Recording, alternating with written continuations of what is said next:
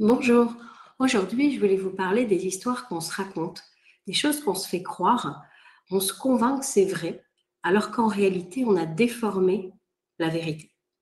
Je vous donne l'exemple de cette jeune femme qui avait l'impression de s'être sacrifiée pour ses parents et ses frères et sœurs.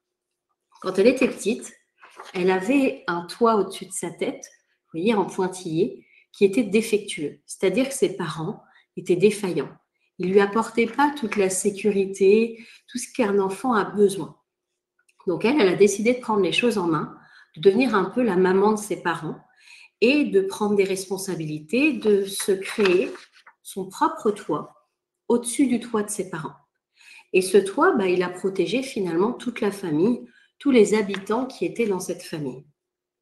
Elle, aujourd'hui, elle se raconte qu'elle s'est sacrifiée pour les autres.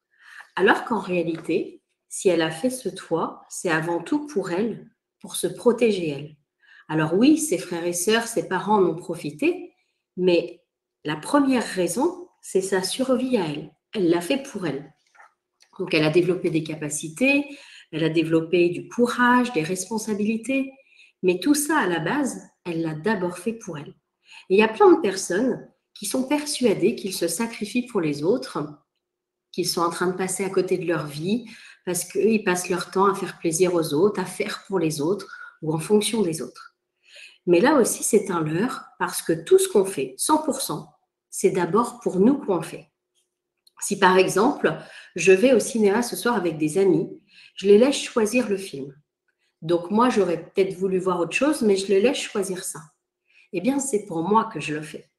Pourquoi? Parce que j'ai envie qu'ils m'apprécient. Donc c'est pour moi que je le fais. J'ai envie d'éviter un conflit. Donc c'est pour moi que je le fais.